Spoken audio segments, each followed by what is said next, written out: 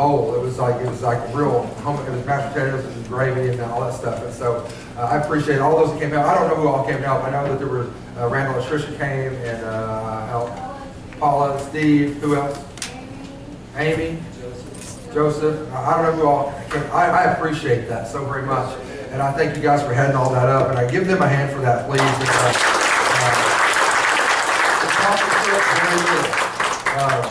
Mark and Doris normally pay for most of that out of their own pocket, and it doesn't cost the church hardly anything. So you're looking at 187 meals.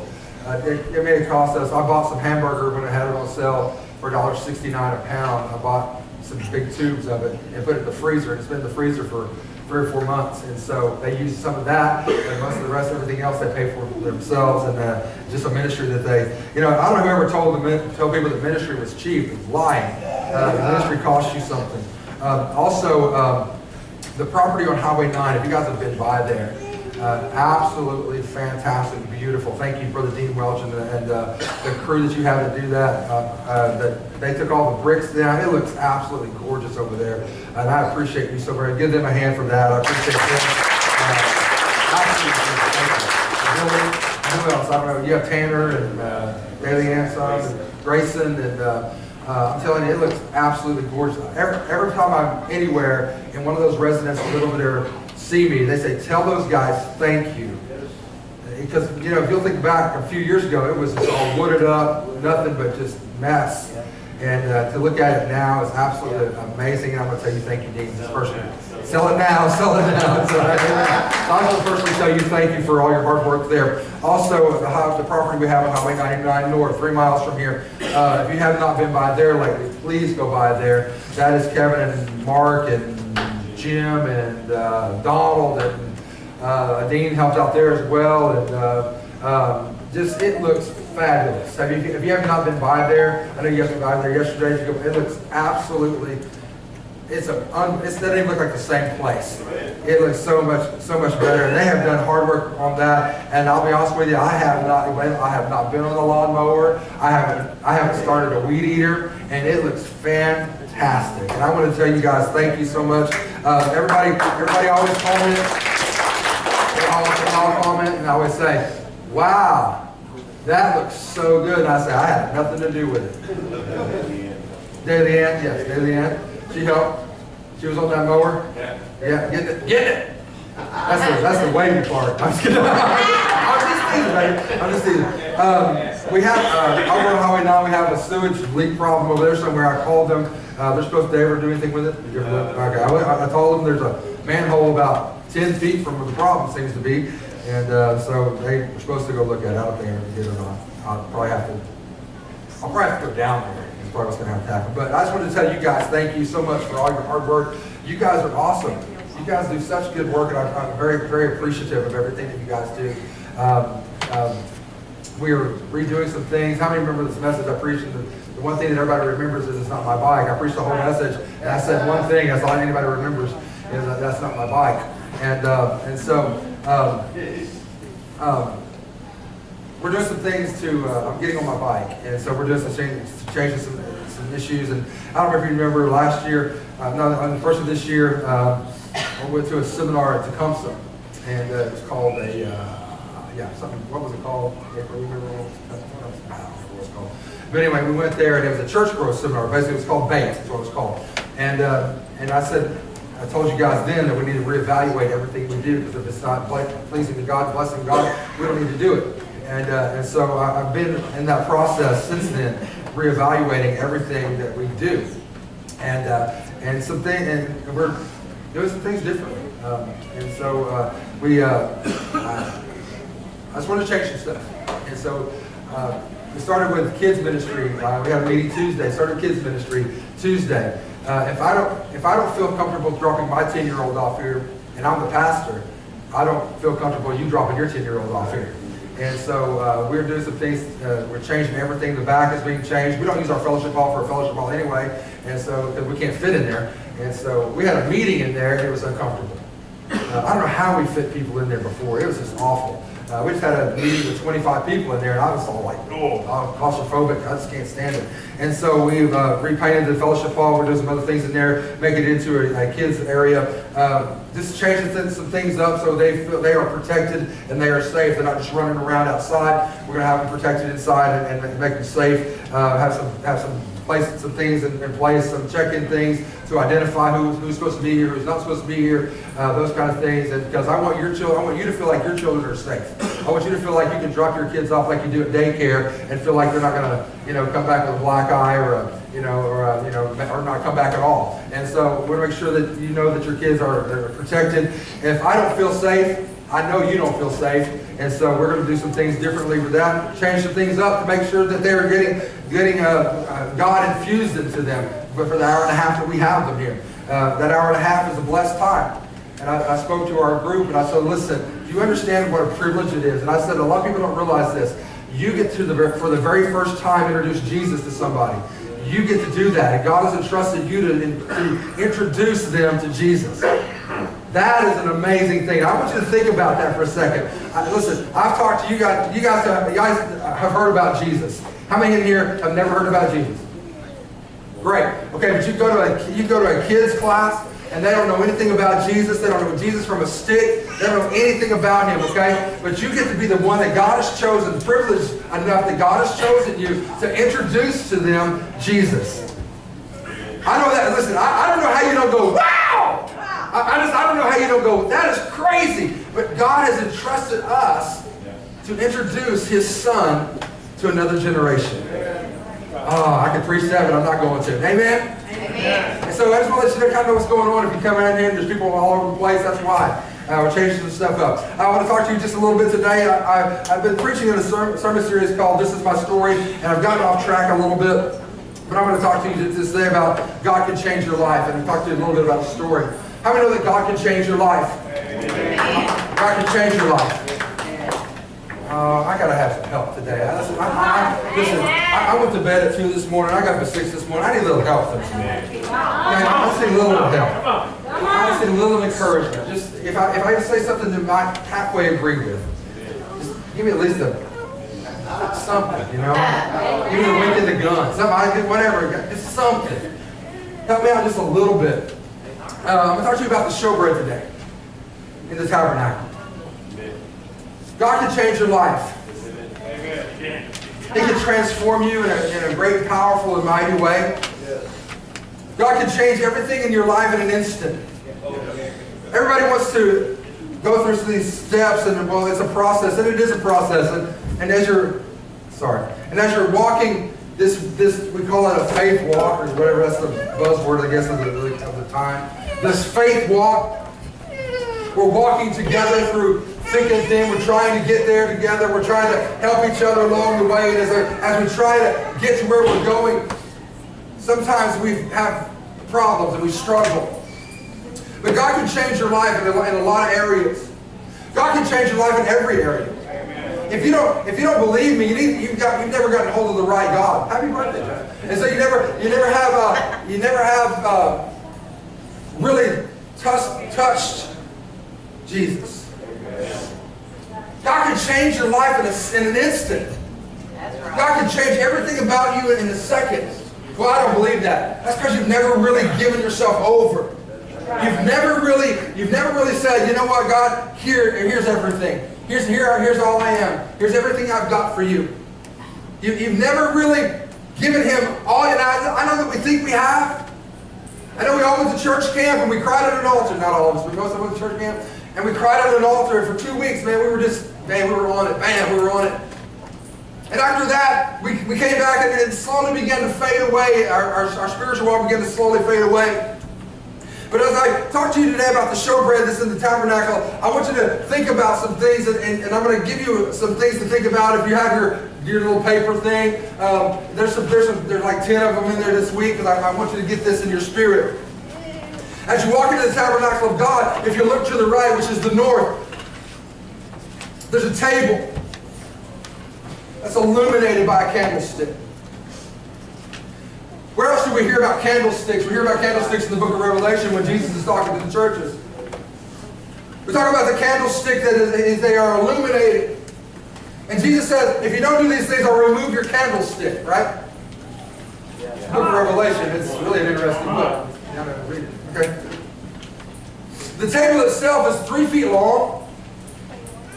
It's 1.5 feet wide. It's 2 feet 3 inches tall. It's not a very big table.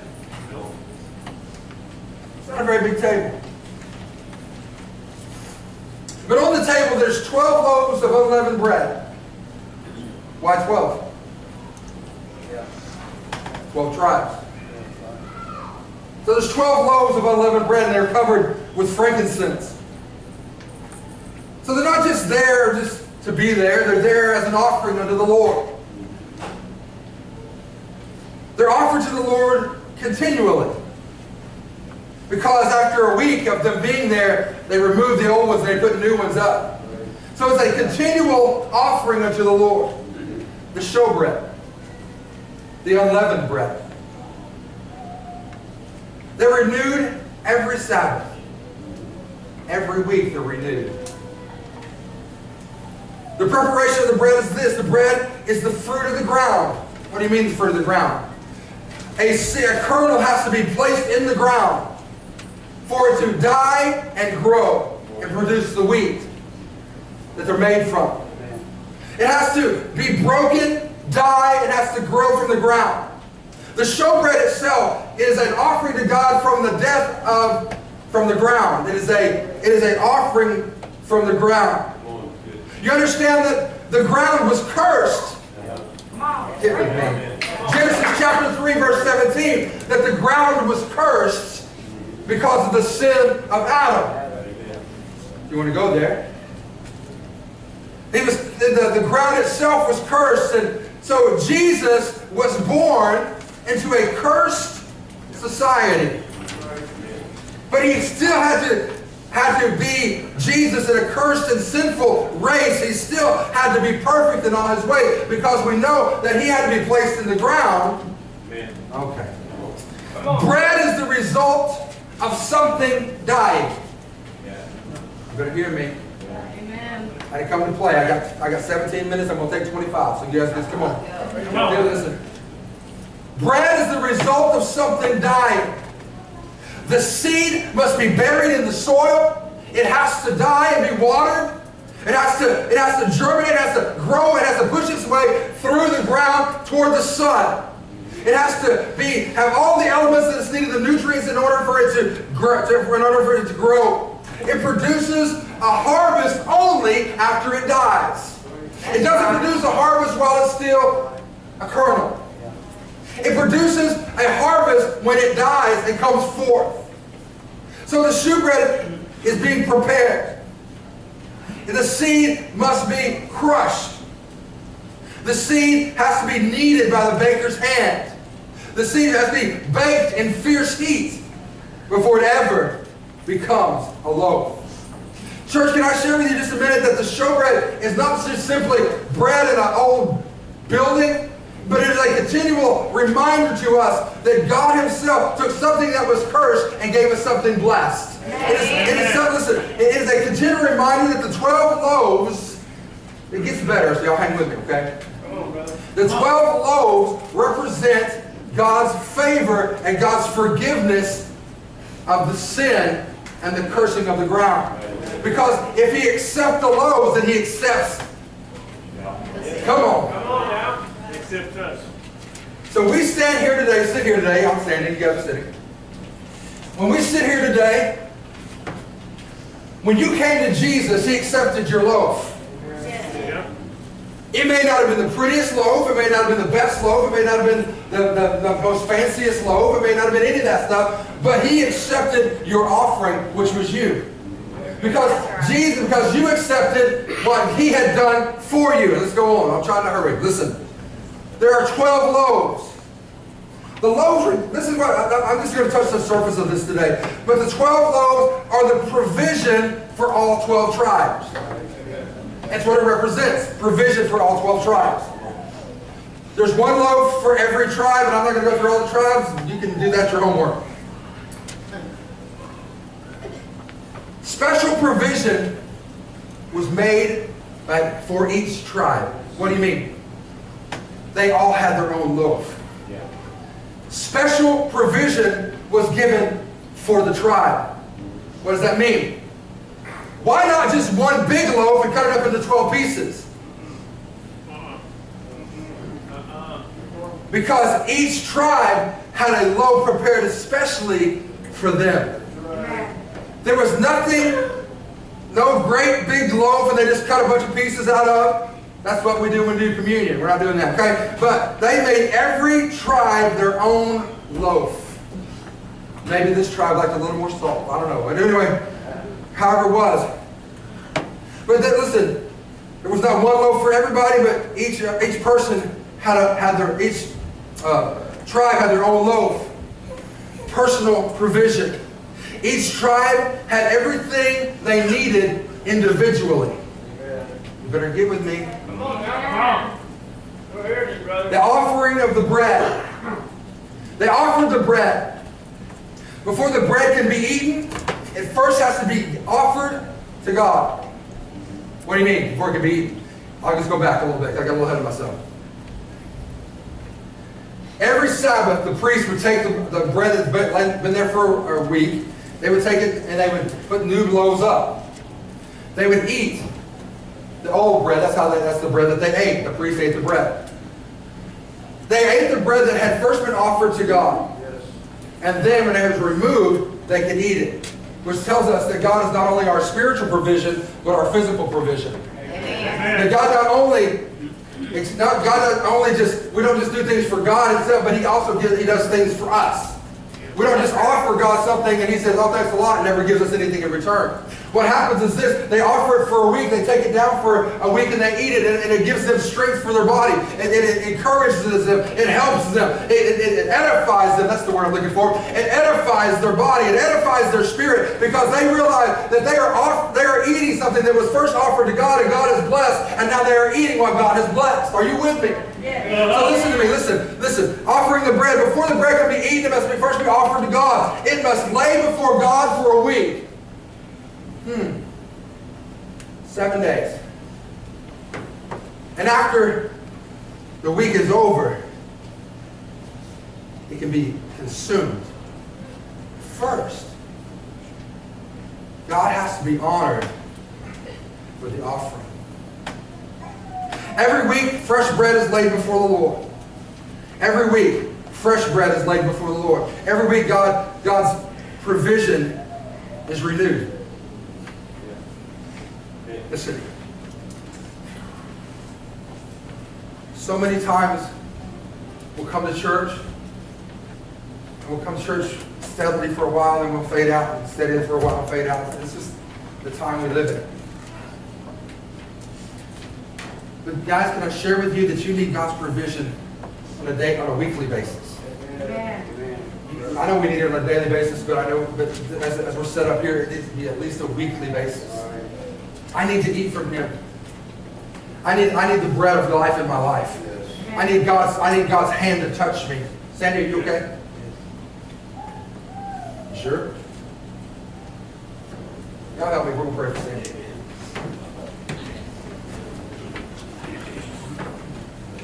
Father, in the name of Jesus, I ask you to touch Sandy right now, and that healing come to her body.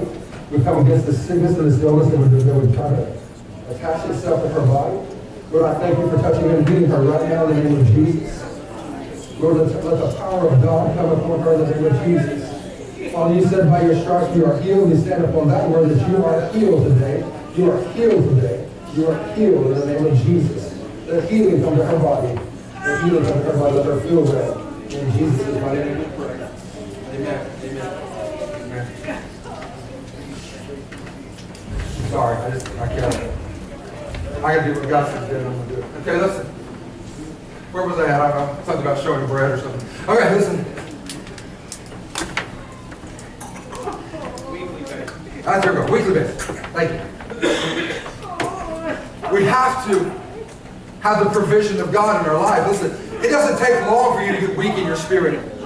Let me share something with you. If you ever had an illness or a sickness or a problem that you couldn't come and be in the house of the Lord for a little while, you find yourself losing strength spiritually. You find yourself, now listen, it may not be any fault of your own. Maybe you're just ill.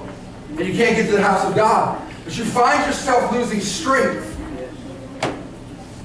Maybe not. I find myself losing strength. I don't come to church because I feel like God's going to send me to hell if I don't come. That's right. I come because I want to be in the house of God. Amen. I come because I want to be in the presence of the Lord. I come because God is good to me. I come because I want to worship Him. I come because I want to praise Him for the week that He's given me. I worship Him because of what He's done in my life. I give Him glory and honor, not because He owes me anything, but because of what He's already done. Not because I owe Him anything, but because of what He's already done in my life. And I worship Him because I want to express my gratitude. Amen. People always comment about the way I play. I'll be honest with you, I don't do it to entertain you. It's worshiping, man. Amen. That's right. It's worship God. I just want Him to know how much I appreciate everything He's ever done for me. I want to eat of that bread that's been offered to Him. I want to eat of that bread that's been offered to Him. And I'll hurry up. I'll hurry up. Listen. No one, listen. Every Sabbath, the priest would take and eat the bread. And can I share with you, there's some things that only Christians get. There's some things that only Christians understand. The world doesn't understand why you would come to church on Sunday, every Sunday, and they don't understand that. That's just silly. They don't understand why you would give 10% of your income to a house of God. They don't understand tithing. Half the church doesn't understand tithing, but they don't understand giving 10% of your gross income to the church. They don't understand, on top of that, giving offerings to the church. They don't understand that. They don't understand. It's just crazy to them. They don't understand why you come and listen to me speak and yell at you for 45 minutes. They don't understand that. They don't get it. They don't understand because, listen, it's some things there's only the Christians only get. There's some things that only they understand. There's some things that nobody else understands but just you, because inside of you is something different than that's ever been there. And inside of you is excited about being in the house of God. And inside of you, there's something about, I got to have some of that bread. And so when the priests take the loaves and they eat of them, and they burn the frankincense as they're eating the loaves. Somebody help me just a minute. See, no one else understands the relationship with the bread, but the priests get it. Come on. See, nobody understands your relationship with the bread of God in your life, but you get it. That's right. You understand it because you know what God's done for you in your life. You get it because you have been you've been there and you understand, God, you did this for me, and I laid this offering up to you, and now I'm going to partake of what you've blessed. You get it. No one else, listen, the world is how they get to a point they really don't desire the bread of God. I desire the bread of God. I want it in my life. I want God to move in my life. I want the bread of life so much in my life. I want the bread of God so much in my life that I desire it. No one else has an appetite for it. Christians, how about Christians? They seek after it. They want it. They desire it. They hunger for the bread of life. The frankincense means this: acceptance. That's what it means. It was burned on the altar while the priest ate the bread. What does that mean? Who cares? What does that mean? What does it have to do with us? I'll tell you what it has to do with you. The smell filled the holy place. The anointing, the acceptance filled the holy place. Church, when you're receiving from God, the anointing of God is in the presence of you, and you're in the presence of the anointing of God. That sweet smelling savor is going up to God, and it is not only just a sweet smelling savor, but it is accepted by God. Amen. Amen. I'm going to take it and make it into something personal for you. Your personal loaf. You see, we have this thing that Jesus died on the cross, and if we just believe in that, then all is good. But I want you to look at me. Look at my nose. Look at me. Jesus not only died on the cross, but he took our place on the cross. Personal. Jesus, help me. It wasn't just I know it was a one-time act. Don't misconstrue what I'm saying. He didn't get crucified a billion times, but he did get crucified a billion times. He only got crucified one time, but it took our place on the cross. Just as there's individual loaves for every tribe, you have your individual loaf from God. What do you mean by that, Brother Jeff? This is what I mean by that. Jesus doesn't have a big loaf of salvation and just cut you off a chunk. He gave you what you need specifically for you. He died for you. Oh, Jesus, help me. He didn't die just for the group, though he did die for the group. But as an individual, he died for you. And so what he did for you as an individual was this. Say, here is your loaf. Here's what you need. Here's your provision. Here's everything you possibly could need from me is in your own personal loaf. Oh, Jesus. I don't know how you sit there. Listen. Now, this is how salvation comes to us. No one loaf for everyone. It's called salvation. It's called bread. Because in John chapter 6, he calls himself the bread of life. Over and over and over.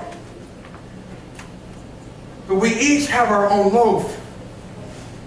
See, I can't carry April's loaf. It's gluten-free. I love you, April, but really? And so she has gluten-free loaf. I've got gluten-infused loaf. I don't want, give me whatever it is. Give it to me. I can't carry. Jesus didn't give me April's loaf. He gave me my loaf. Come on now. There's a place that's prepared for you. In my Father's house are many mansions. If it were not true, I would have told you. But I go to prepare a place for you. And if I prepare a place for you, I'll come back and receive you. It didn't say for the group. He said for you. There's not a y'all in there. There's not a yuns in there. There's not us'ns. Okay? It says, I go to prepare a place for you. We get the gun. You. Okay? For you. Someone say, he prepared a place for me. Put your finger in your chest and say, for me. For me. God prepared a place for me. Personally. For me. See, what we think about the tabernacle is just being, that's just that old stuff. No, baby, listen. If it's in the Bible, let's point you to Jesus. Amen. Those 12 loaves, which represented the 12 tribes, are just a symbol of your own personal loaf that he has prepared just for you. First, it was offered to God because we understand that when Jesus was resurrected and Martha came to him, he said, don't touch me. I'm not yet ascended to my Father. Because first he had to offer himself to the Father to make sure, oh, Jesus. Then he came back and said, Thomas, touch me. But first he had to be offered to the Father before he could be touched. Amen. Physically. Jesus help me. Okay. Tell me, listen. There's a place prepared for you as if you're the only person ever to be saved. I want you to do something for me. Say, I claim my share. I claim my share. You didn't mean that. I claim my share. I claim my share. Thank you. I claim my share. My whole loaf is for me.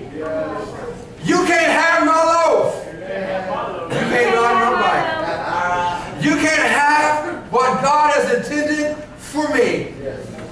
You can't touch it. You can't have it. It is not stingy to say it was prepared for me and I'm not sharing what Jesus has for me. Why is that not stingy? I'll tell you why it's not stingy. Because number one, I'm not depriving anyone from claiming my loaf. Because God has prepared a loaf for every individual. So they have their entire loaf themselves. And so I am claiming my loaf. And I'm getting what God has for me. And I don't know how you sit there and just look at me like I'm stupid. But listen to me. I don't know how you don't understand this. That God himself has prepared you. Simply you. With all your warts and scars and knots and bruises and cuts and faults. Woo! Come on now, that's I gotta breathe for a second. Praise him, Lord. I gotta Praise breathe. him. I'm fat. I gotta breathe.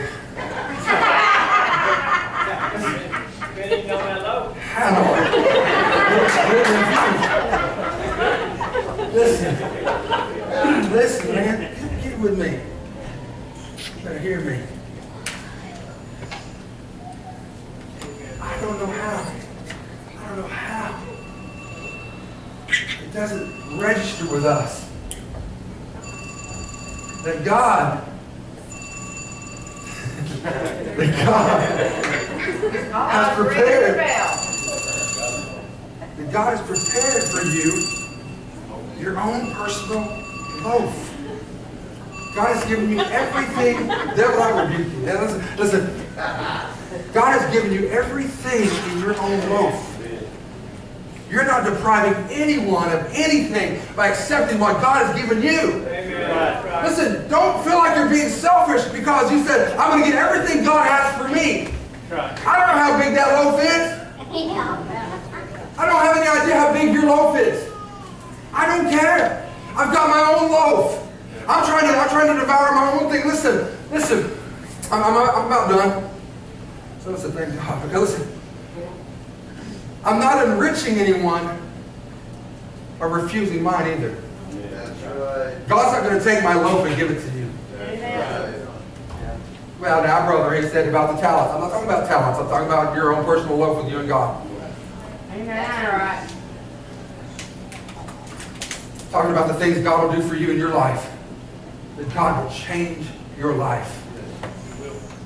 God will change your life. Dear God in heaven, He will change everything in your life. He will change you from top to bottom. He will change everything, but you've got to get your loaf. Listen, I don't know what's going on in some of your lives right now. But y'all ain't listening. You're hearing me with your ears, but your spirits, you're not listening.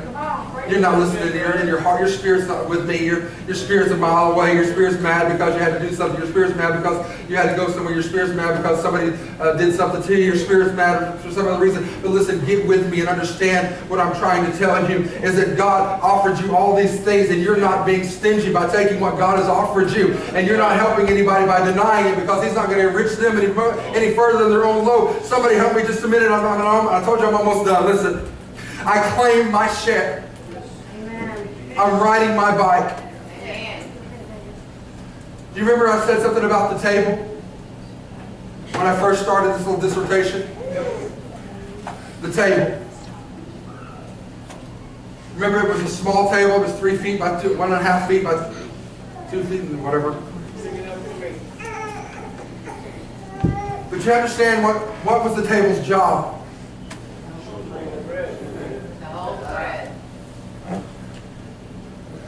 It was his job was to show bread.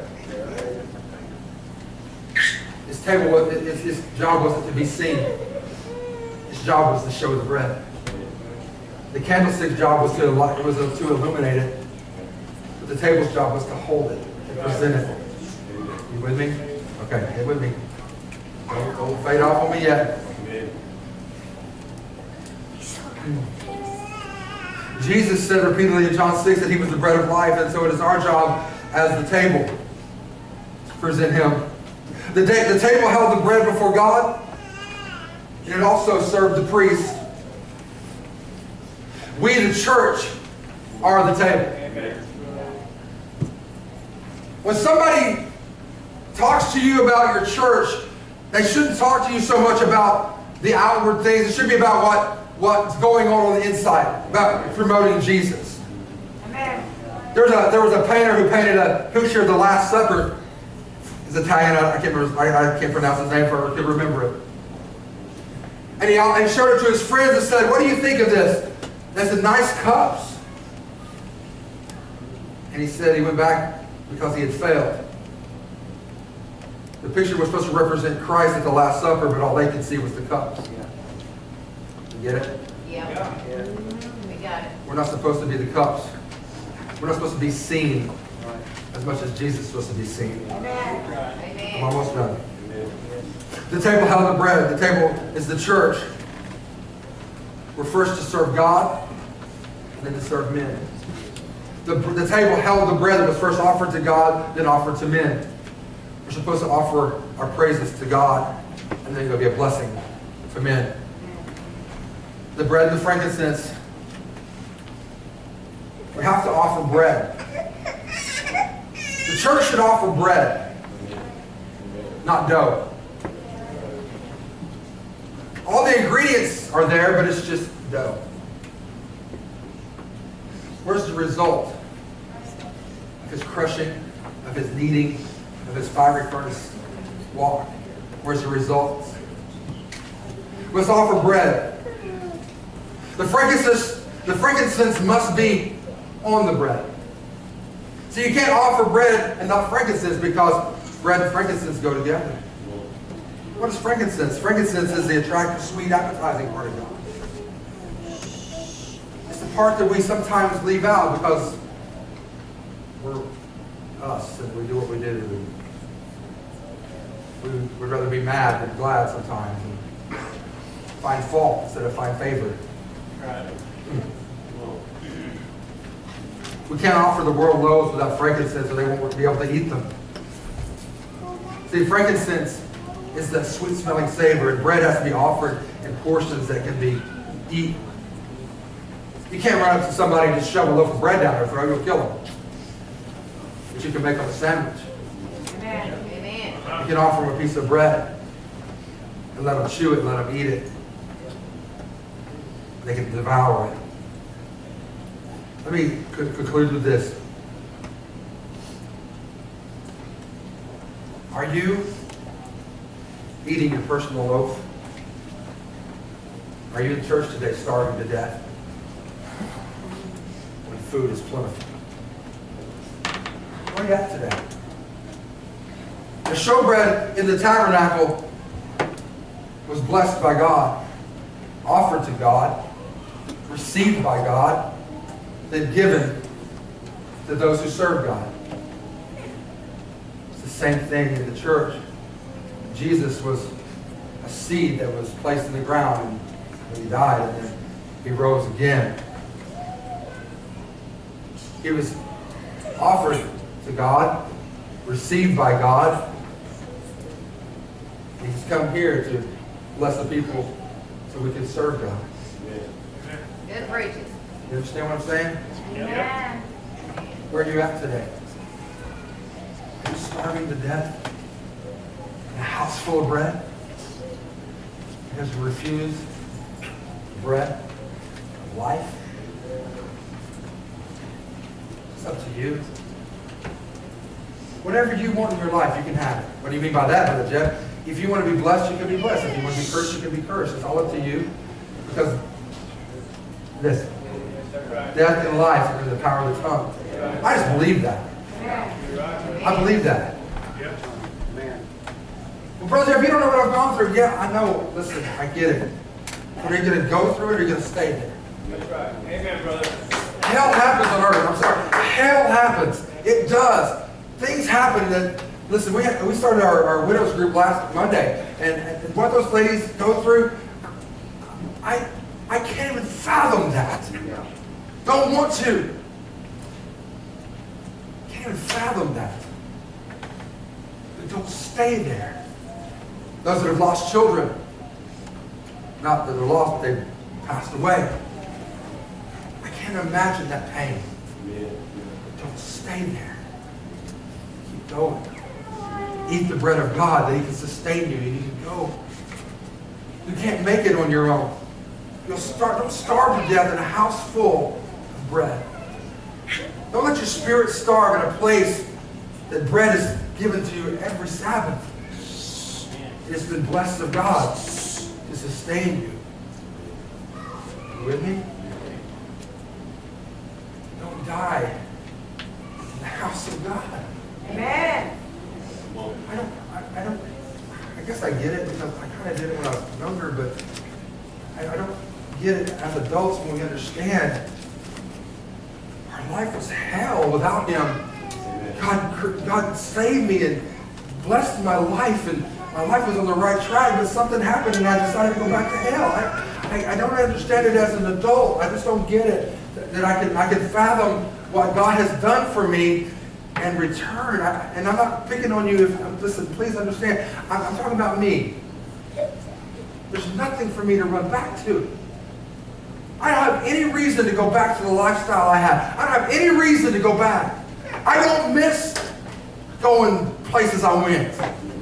I don't. Oh, now, brother, you know, every once in a while think about it. No, I don't. I don't miss it. I don't miss some of the words that used to come out of my mouth. Well, you never hit your finger, said anything bad? No, not since I've been saved. I have it. Ouch is a good one. Ow. Why? Because it's not supposed to be in you. It's supposed to be delivered from that trash. Now listen, please don't get mad at me and say, well, I can't be saved because I cuss. I didn't say that. I'm just saying, eat the bread of life and let God work that stuff out of your life. I didn't say that. Listen, I'm not saying you're a sinner going to hell because you said something stupid. What I'm saying is, though, let God work on you. You can't let God work on you if you're not eating the things that are offered to Him and He's blessed. Let God work on you. Yeah. I'm done. I'm done. The showbread is there for God's provision and God's blessing in your life. Don't walk away from here today. Don't walk away from here today starving to death. Walk away hungry. God is prepared just for you. I can't eat any of it. It's not for me. It's not mine. I'm not allowed to touch it. I can't take it and say, well, I think their loaf looks better. I'm going to take their... I can't switch loaves. It's yours. And yours alone. Nobody in this place, God Himself, will not move it because it's yours. Your loaf. So what are you going to do with your loaf? Let it sit there for another week? Let you move, put another fresh loaf up? What are you going to do? Are you going to eat your loaf? Stand your feet.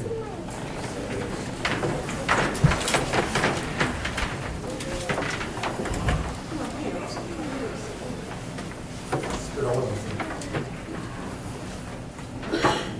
If you're here this morning, anything I said to you may have touched something in your spirit. You say, you know what, Brother Jeff? I'm starving. Hungry. I don't know what else to do. I've done everything I know what to do. I just need something in my life. That's you today. Let me pray with you. I'm not going to embarrass you today. I'm not going to drag you to an altar. I'm not going to talk bad about you after you leave.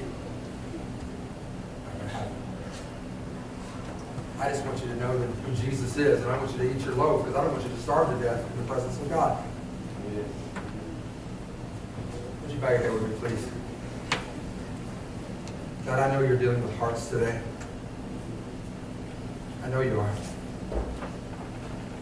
Holy Ghost, I ask right now that you begin to deal with their hearts and their spirit. The Spirit of God. Come into your life.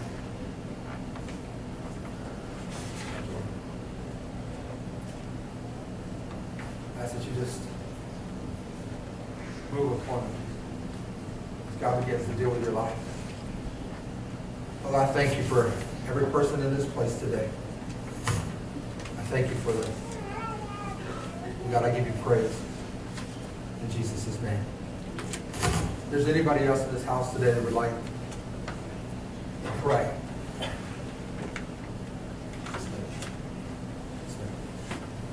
if there's anybody else in this house today, but you said that you just don't know. Just don't know. Just some things that just aren't right. And you're hungry. Would you raise your hand and say, Brother Jeff, just pray for me. I'm not going to call you out and drag you down here. I just want to thank you, brother. You're not dragging me down, brother. I just want to be a blessing to you and help you. And we're going to pray with Brother Dean. I want you to pray with us. Sister Mark. Yes.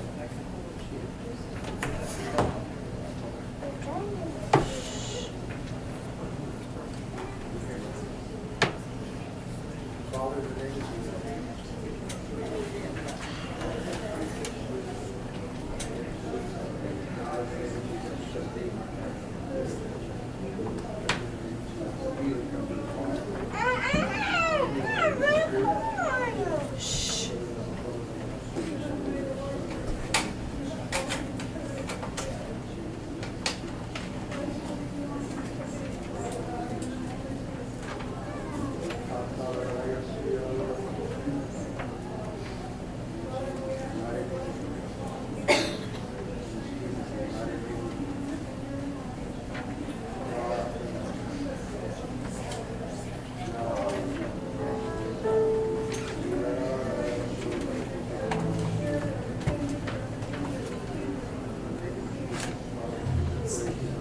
Praise PCG.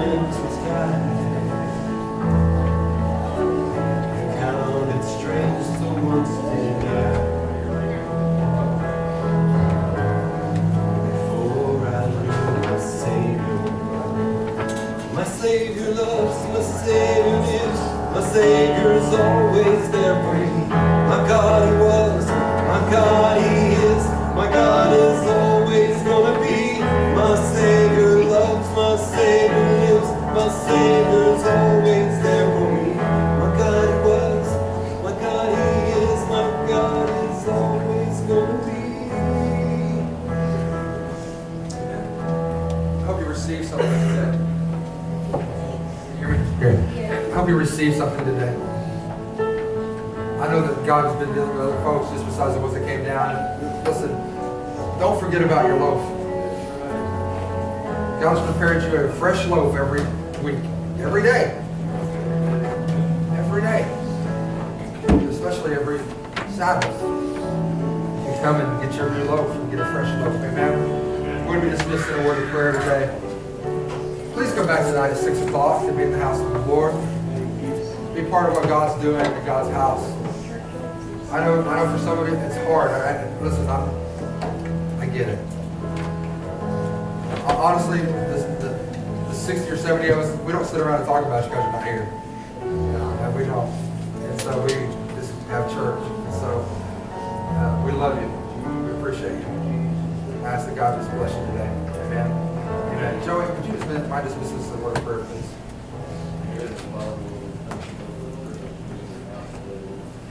Thank you, Jesus, for being that bread of life, Lord, touching us each individually. Lord, help us to open our hearts toward you, Lord, to receive more, Lord. Be able to share with others, Lord, we ask that you touch each and every one, keep us safe. In Jesus' name we pray.